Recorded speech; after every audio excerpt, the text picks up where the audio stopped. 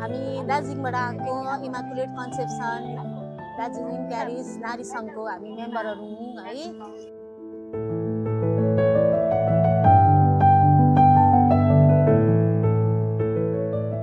हाम्रो सिस्टर हुनुहुन्छ, अघि नै हाम्रो म्याडमले मेसले बोल्नुभयो है। हामी चाहिँ यति साह्रो खुसी छौँ कि आज चाहिँ हामी चाहिँ यतिजना मात्रै सोचेको थियौँ है, तर यत्रो ठुलो चाहिँ जमघट हुँदाखेरि चाहिँ हामी यति साह्रो यति साह्रो चाहिँ हर्षित भयौँ कि अब यस्तो भयो कि हाम्रो क्याटेडरमा पनि त्यस्तो सभा चाहिँ हुँदैन, त्यस्तो निस्सा चाहिँ मास चाहिँ हुँदैन भन्ने चाहिँ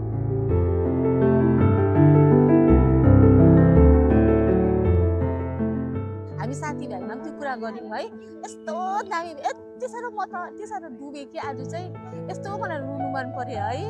हुनु त अब हामी उहाँ गिर्जामा पनि उही प्रभु हुनुहुन्छ, यहाँ गिर्जामा पनि उही प्रभु हुनुहुन्छ, उहीँ मदर मेरी हामीसँग हुनुहुन्छ है।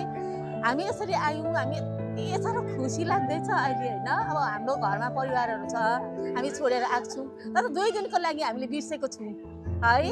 हामीले समर्पण गरेको छौँ, हामी सबैजना हामी यति साह्रो खुसी छौँ है।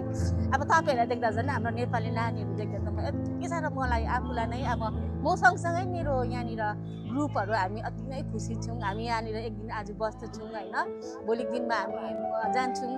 हाम्रो लागि यति साह्रो यहाँनिर यति साह्रो हेल्पहरू हामीले पायौँ, खानुदेखि ब्रेकफास्टदेखि गएको कन्भेन्टदेखि हरेक कुरोबाट हामीले हेल्पहरू पायौँ है। अहिले लास्टमा तपाईँहरूले हामीलाई यति साह्रो महानता दिनुभयो है, आज यो स्थान दिनुभयो है।